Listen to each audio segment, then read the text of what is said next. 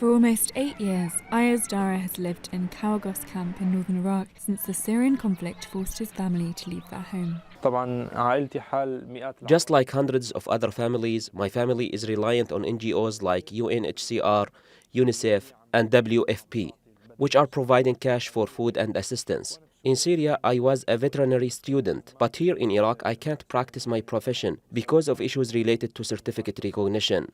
According to UN Refugee Agency figures, 8,000 Syrian refugees live in this camp alone. Almost half of them are under the age 18. In total, 2.5 million people in Iraq are reliant on humanitarian assistance, including 1.2 million internally displaced people and more than 250,000 Syrian refugees, around 100,000 of whom live in camps like this in the north of the country.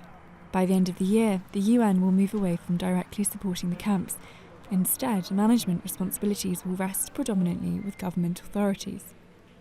The United Nations in Iraq is transforming towards durable solutions and in development rather than emergency response.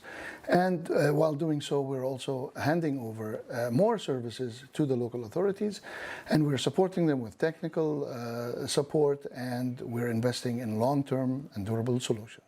Federal policy has been to close camps, but the Kurdish regional government supports the voluntary return of refugees and IDPs, meaning it hosts the overwhelming majority of the country's vulnerable population in camps. This transition has already started in Kawagos, with the handing over of services such as trash collection and education. The regional government officials say they cannot accommodate the funding gap on their own. Because of its current financial situation, the KRG cannot handle the delivery of all these aid and services by itself. Of course, it wants and it needs support from the local and international NGOs.